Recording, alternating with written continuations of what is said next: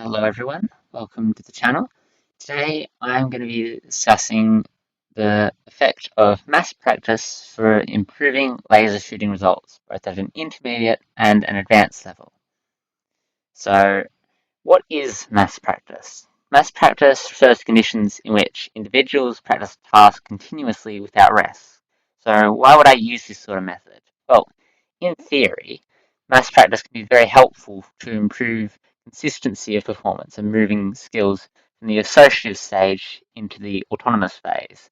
It's usually used for skills like passing a football, which are used regularly in a sport and need to be instinctive.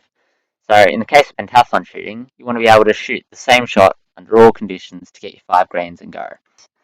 The disadvantage of mass practice is that due to lack of rest, your performance will decline as you begin to fatigue. Also, it doesn't really allow for any coaching while you're doing the activity. Anyway, the method used. So for 14 days, I shot 100 shots each day with each hand at an accuracy target position 10 meters away down the hallway.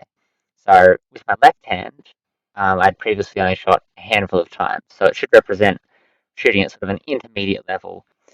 Whereas with my right hand, I've been shooting for fairly regularly. I'm not a great shooter, but it should represent the effects of on an advanced shooter, someone who's pretty much stagnated. They haven't really got much further to improve easily. So these shots were taken at a leisurely pace, but with no breaks in between, hence making them mass practice. Many variables I controlled, including the target distance. I kept the same gun sighting, did it all in the evening.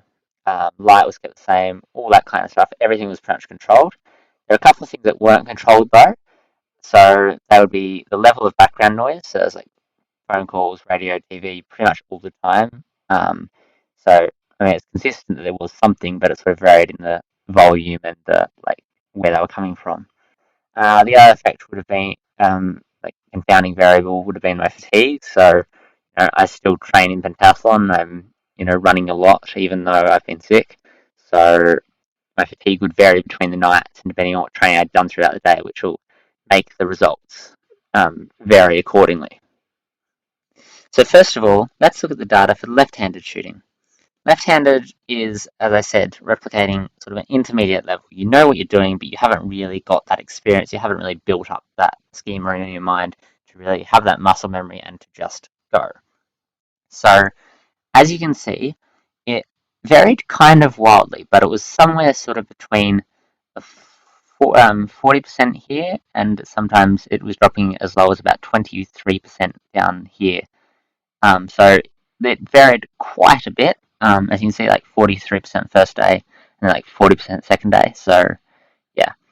However, if we look at both the average score, which is this dark blue, average score is a dark blue, which shows you what I was averaging throughout.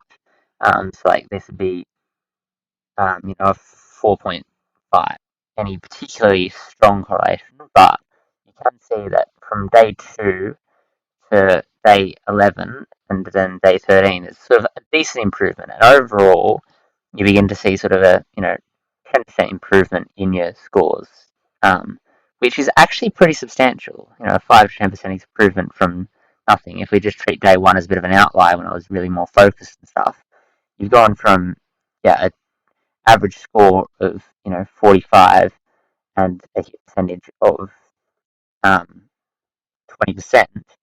You're then gone up to, at the end, on day 13, nearly a 70%, a score of nearly 7 on average, and a hit percentage of 55. So it is a pretty substantial climb for 2 weeks of intensive practice.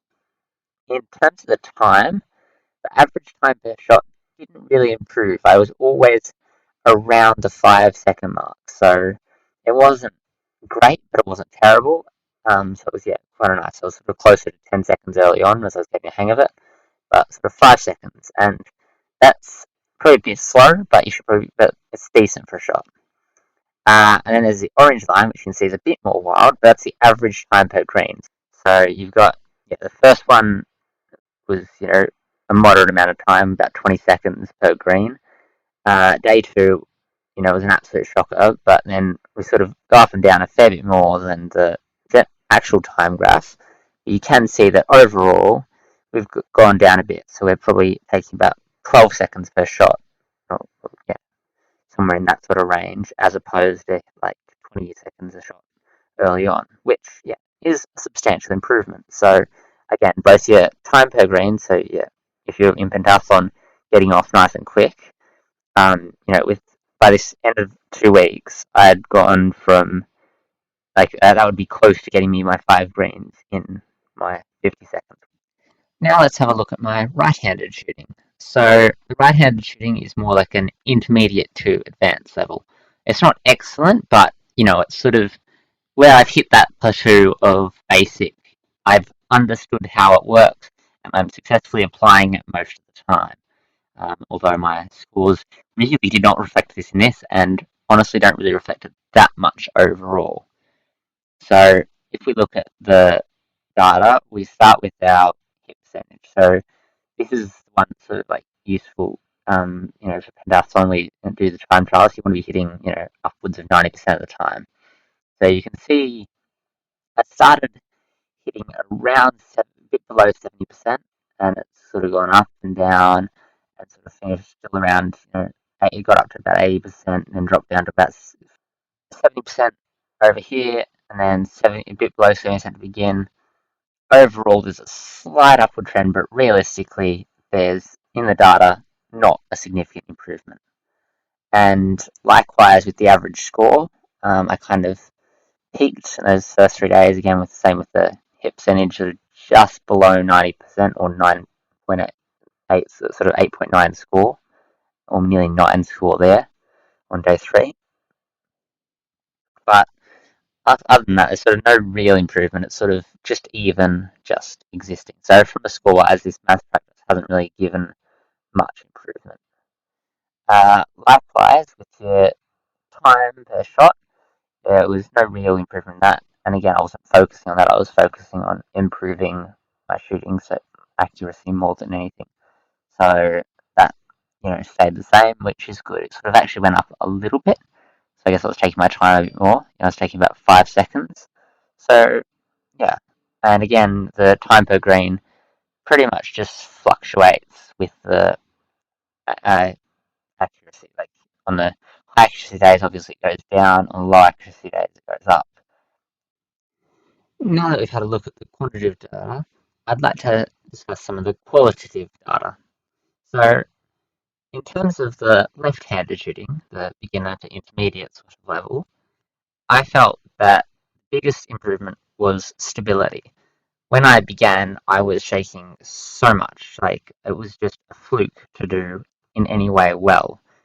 And the other massive thing, once I've got that sort of just the stability, just the ability to just hold myself still, that definitely improved a fair bit throughout the course of the time, although I still flick around a lot more with my left hand than I do with my right. The other massive improvement is just the brute strength, the simple action of moving your arm up, holding 4 or 5 seconds, depending on what I was feeling like, and pulling the trigger when I was ready. That takes a decent amount of strength, and that just, at the start, by 100 shots, I was shaking so much I could hardly even see the target. It was just gone. Whereas near the end, I was, not comfortable with my left hand, but adequately able to go for the full 100 shots without fatiguing too much. So I guess in that regard, there is, again, another benefit. Likewise with the right-handed shooting. So the right-handed shooting, it wasn't as much improvement. I've always had that sort of stability for, well, pretty much since the first sort of 3 months of me shooting. I've always been stable and able to comfortably hit where I aim more or less. There's not too much movement, only a little bit when I pull the trigger. So I've been quite lucky there. However, again, just that endurance, that ability to just hold for 100 shots. When I started, I really struggled with that because 100 shots continuous, like 5 seconds a shot. That's 500 seconds. That's a long time. Yes. So getting that down, be able to shoot and just hold and have no issues, that definitely improved a lot more over time. My just ability to just do 100 shots. which considering only 14 days, while I don't think there's any improvement in the real numbers side of it, there was just that general strength improvement still involved. So what conclusions can we draw from this? I'd say that maths practice for a beginner to intermediate, someone who knows what they're doing but hasn't quite got the act of it down yet, I think maths practice actually can be quite an effective training tool. From the quantitative side, we saw a decent increase, going from 20% to 40% accuracy, going from very low to slightly less low. So for 2 weeks of just that, maths practice was actually more effective than I would have anticipated. And I'd nearly recommend it. I think just get that strength, get that happening. If you're not really good at shooting at all and haven't really had much practice in the past, I actually would recommend maths practice. On the other hand, you are probably, in most circumstances, better off going for a different thing. Just doing different drills are associated with, your aiming, doing different work with it, up, down. Because maths practice, to be honest, is probably not the best way in most circumstances. But as we can see in the data, there was actually a pretty decent improvement. Now, for the right hand, what conclusions can we draw about that? So, from a statistical standpoint, I don't think maths practice is great for improving your performance. There's, no real improvement in score, no real improvement in time. The only thing is just sheer strength. So again, with right-handed, even more than left-handed, I would not recommend maths practice as a means of improvement. Maybe as a means of maintenance to make sure that you can kind of still know what you're doing, but really you're much better off doing different drills, different exercises, different types of practice, distinctive and all the other ones. I can't even remember what the terms for them are, than for doing maths practice. So I'd steer clear of this and do something a bit different to try and see some improvement. But then again, you wouldn't expect much improvement, if any, for this shot. So seeing I'm consistently getting around that 70 to 80% at least shows that I'm doing okay. And the feeling of being a bit stronger was definitely an improvement. So qualitatively, there's still some improvement there. And if you want to do it, there's no harm in it. Anyway, I hope you guys enjoyed this. If there's anything you want me to investigate, anything that you find interesting, let me know. If there's any issues with this, and if I've made any errors or any different data analysis you want me to do, please let me know in the comments. Anyway, thanks for watching, and goodbye.